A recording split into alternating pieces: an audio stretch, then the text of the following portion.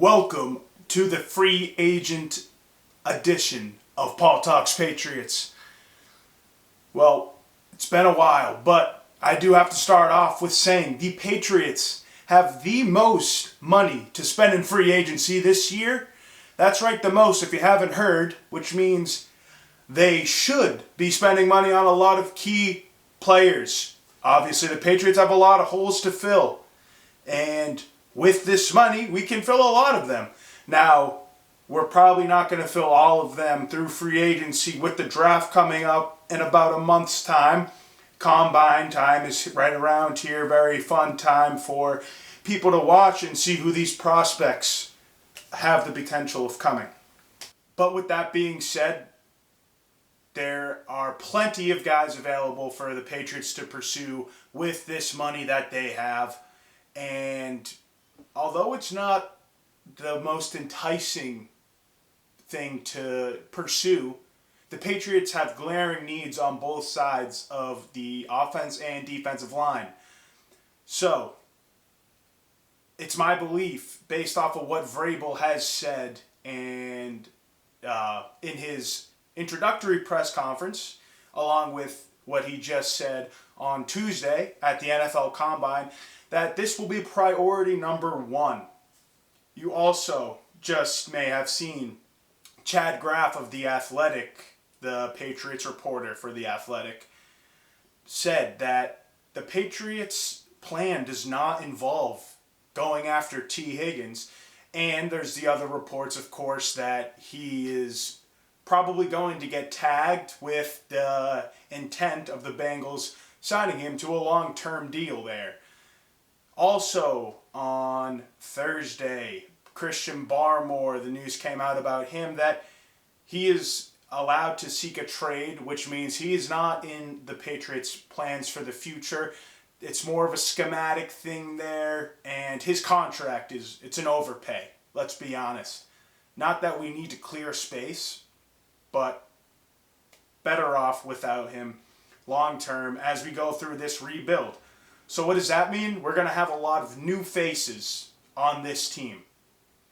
And the first player I believe the Patriots should sign is none other than offensive lineman Patrick McCarry, who has spent his career with the Ravens. Now I say offensive lineman and not tackle or guard or center, because what's most enticing about McCarry is he has experience at all 5 positions across the offensive line.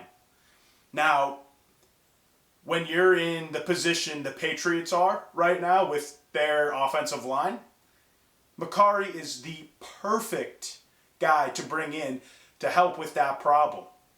Now, I would play him as at left guard to start off, but McCarry came into the league as a center and got some snaps at right guard, primarily as a center, however.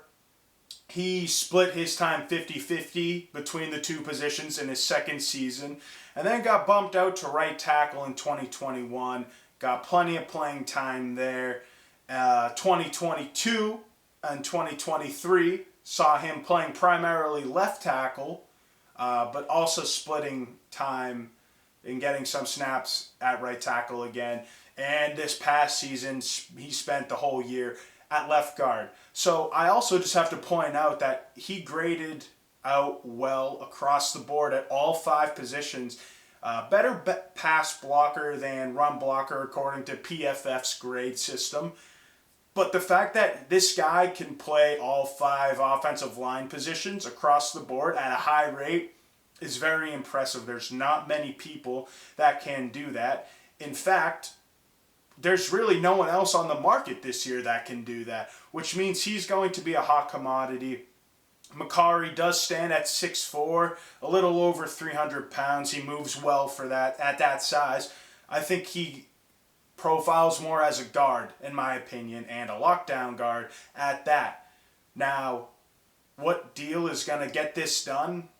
Again, he's going to be a hot commodity. I have him at 4 years, $54 million. That grades out to an average annual value of 13.5, which puts him right in the top 4 interior linemen, which is what this guy deserves, especially if we do need him to play tackle in the event of injuries. He is our best backup option. The thing is you can move him around wherever you see fit for what our deal is with the offensive line given that week, barring injuries and stuff, because that happens. So Makari solves a lot of problems. And you don't know what you have with David Andrews. He's not sticking around long term. He's getting older. And there's already rumors for the past 2 years that he may retire. Now, he is planning on coming back, but who knows? His contract is up after next season, and maybe Makari bumps into center and becomes the anchor of that offensive line in the future. So, that's priority number 1. Now, again, Patriots, one of the worst offensive lines, if not the worst in the NFL. So how do you solve that? You go out and you get one of the best tackles on the market as well, and that would be Alaric Jackson.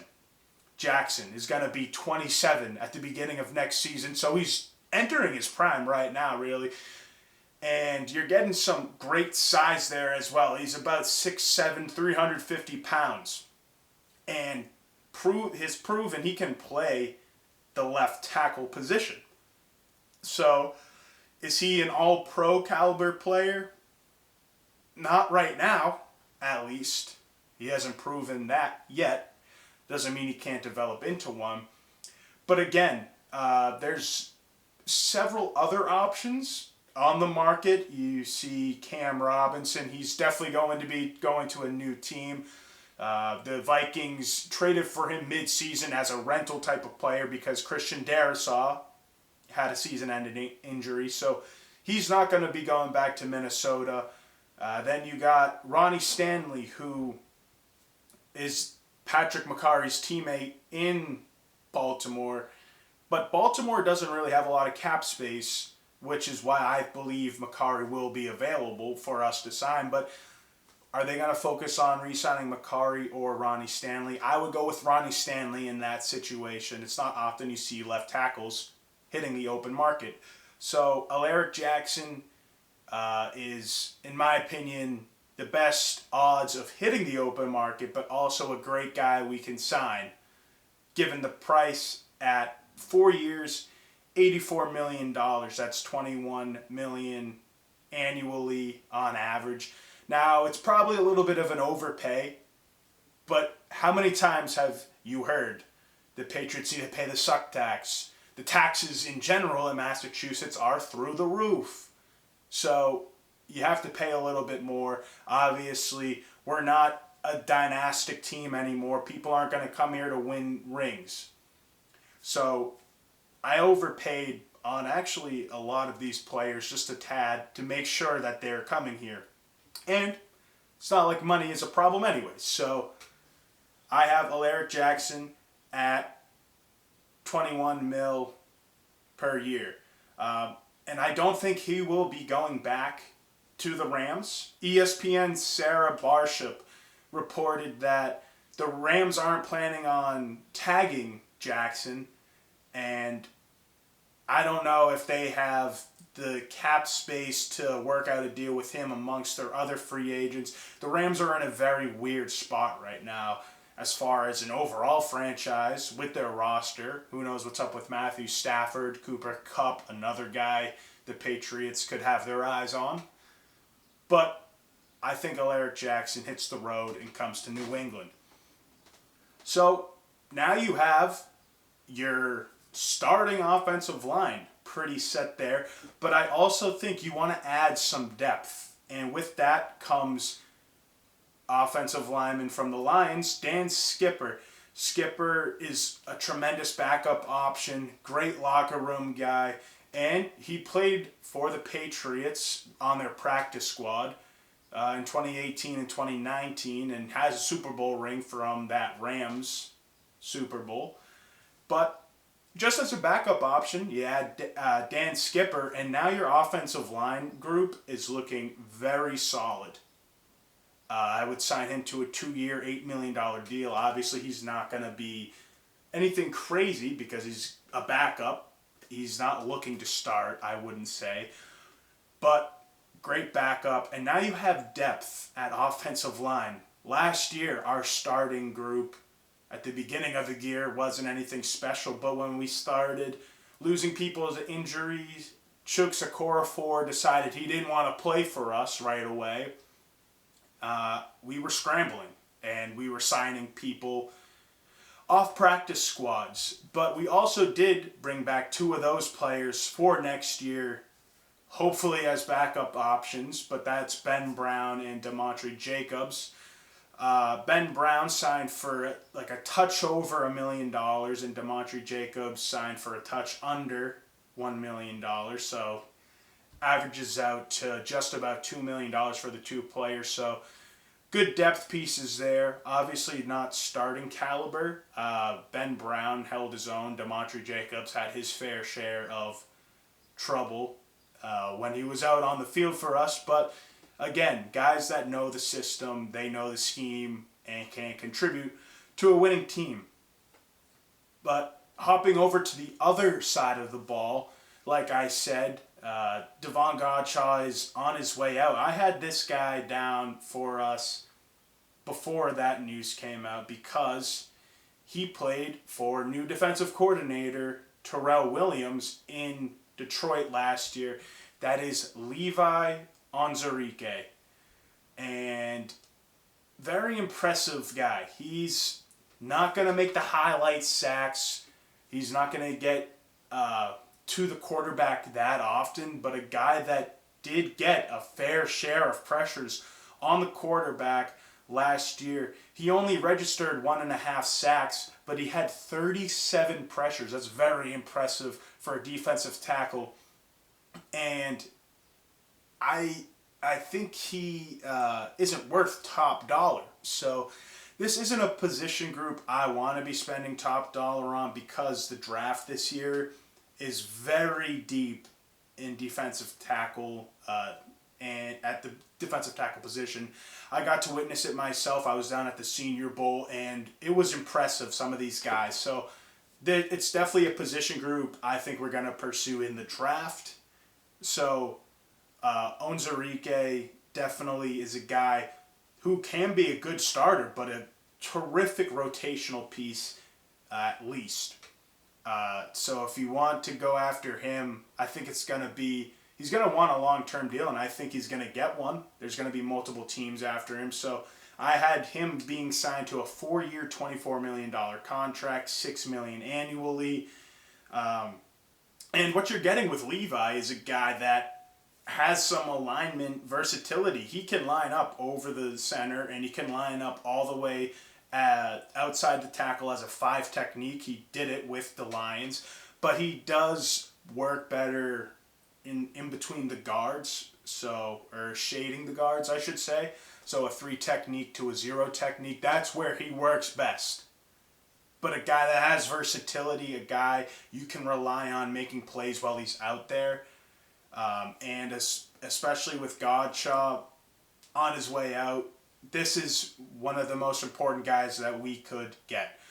You have other options out there, including Sebastian Joseph Day, you have Teair Tart, you have Javon Kinlaw, but they don't have the versatility that Levi Onwuzurike does, and this would be a great guy for the Patriots to go get, and not at that steep of a price either.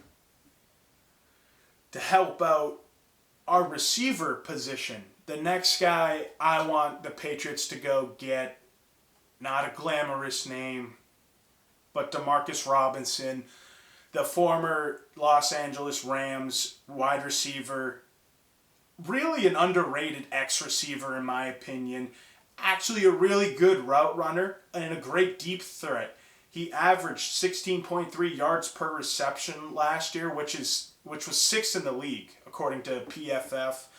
I would sign him to a 1-year, $3.5 million contract. Again, a guy that's not going to break the bank, but is very reliable. He is over 30 now, and you're not committing to him long term, a very good guy who can come into this receiving room as a veteran, know he's going to play, he's going to get his fair share of playing time, but hopefully help Javon Baker develop into something. The kid needs it, and KJ Osborne really wasn't that good of a leader last year. Demarcus Robinson hopefully can help Javon Baker figure his stuff out. If he's still on the roster, who knows, given he's a 4th-round pick. But anyway, I could see the Rams maybe re-signing him because Cooper Kupp's not going to be back, and maybe they want more stability in the offense or on the offense with their receivers. But again, the team that's in a weird position, I don't know what their deal is, but Demarcus Robinson's definitely a guy that can come in here and give you solid play at the X position. Kind of like, to compare it to someone production-wise that the Patriots had in the past would be like Brandon LaFell. No, he's not going to be your number 1 receiver, but he knows what he's doing, and if Drake May wants to throw it long, he's got a great option. Robinson has caught a lot of touchdowns over the course of his career, and good addition. Again, there's other guys out there. You have Hollywood Brown, who's just a risk an injury risk to me always. So not a guy I would pursue, but impressive when he is on the field. And then you have Stephon Diggs, who just tore his ACL. Who knows what his deal is? He's getting older himself. And he's probably not going to be back at the beginning of the season either. So not the ideal guy I would pursue there. And then you got a bunch of guys that should be in the senior center. You got DeAndre Hopkins, you got Amari Cooper, you got Mike Williams, and you got Robert Woods. All guys that are past their prime. And I just don't see it. Maybe on a cheap deal, you could go get like a Mike Williams, but other than that, I don't know. Devontae Adams is rumored to be released from the Jets, is going to be basically. It's that reported on that it's basically a known commodity. He will be released. So maybe you go after Devontae Adams, but I'm sure he's going to want a couple years, and he's going to want a decent amount of money still because he can play. But who knows? He might follow Aaron Rodgers as well wherever he goes. So settle for Demarcus Robinson. Maybe go draft a guy in this year, but it's not an overwhelming year for receivers either. So this is still going to be a problem, I think, next year for the Patriots, in my opinion. But going on to the defensive side of the ball, another guy that I believe can contribute to this team as a starter is Devin Bush. Now, if you remember that name, he played for the Steelers for a little bit, but he spent time on the Browns most recently with Mike Vrabel.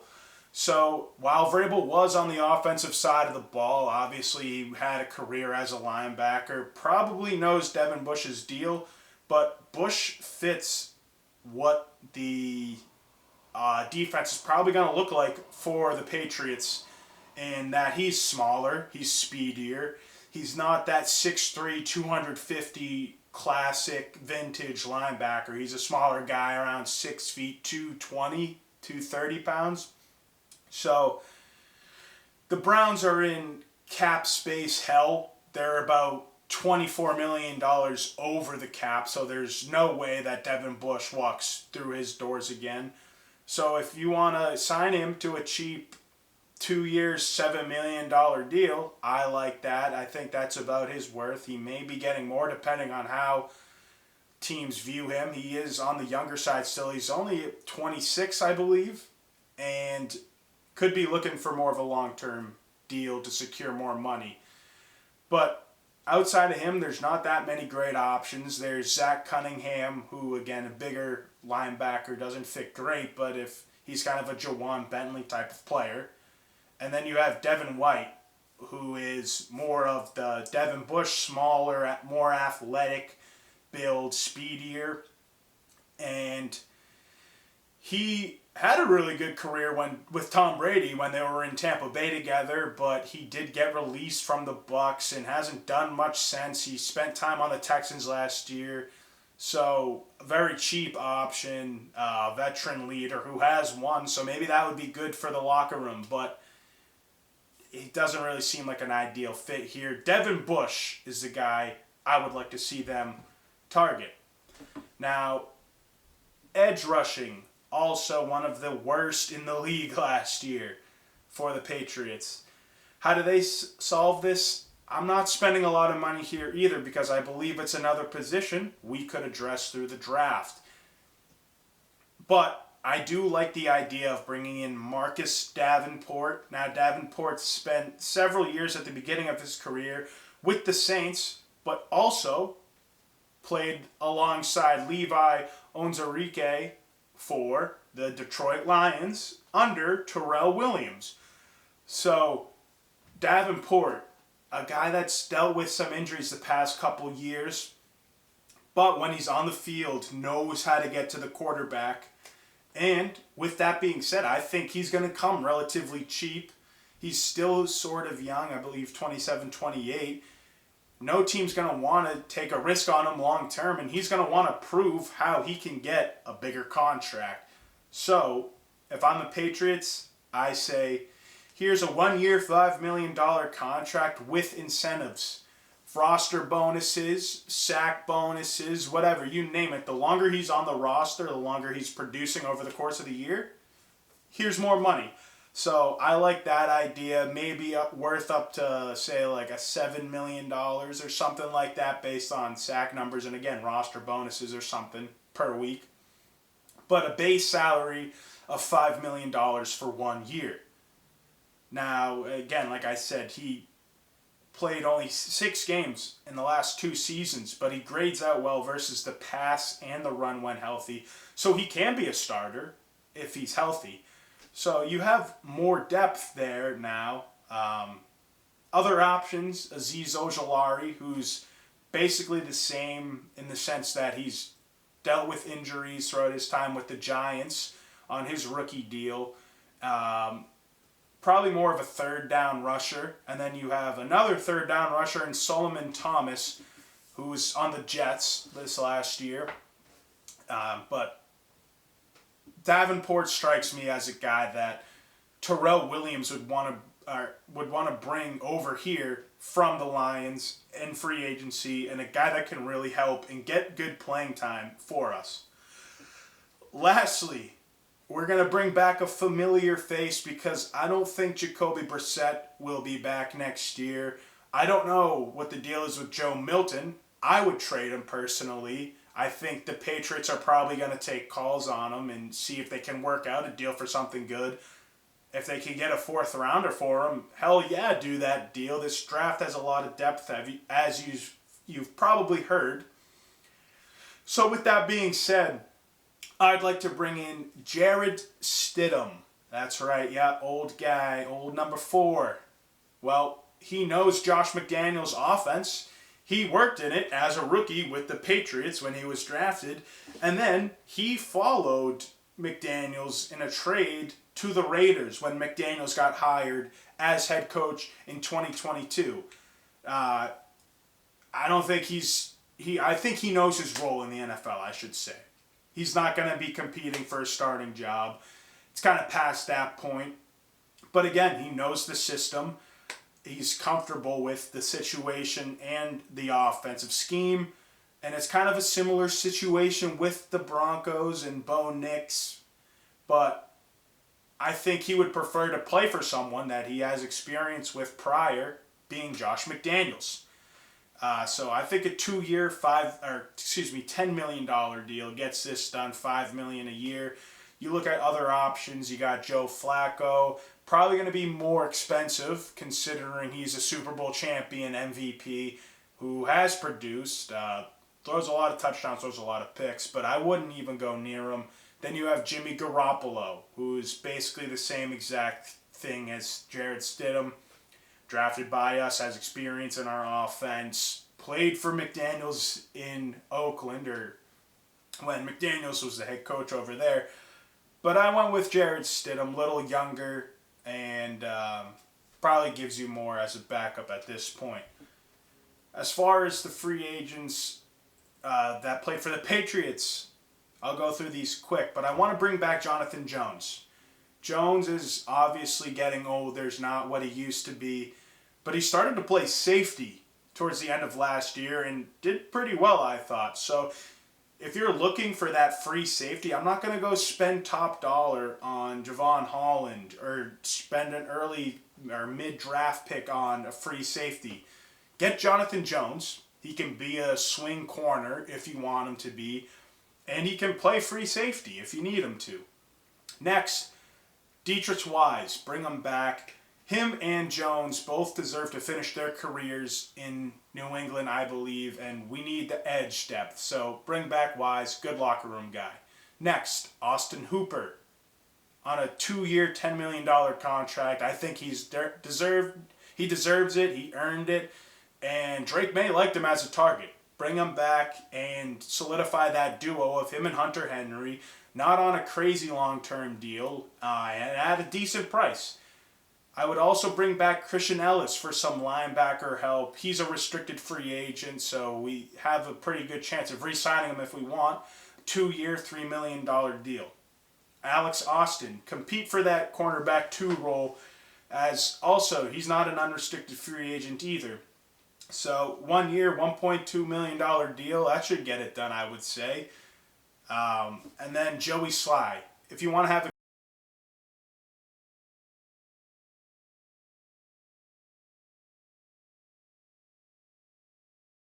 kicking competition between him and someone else, sure, bring in someone.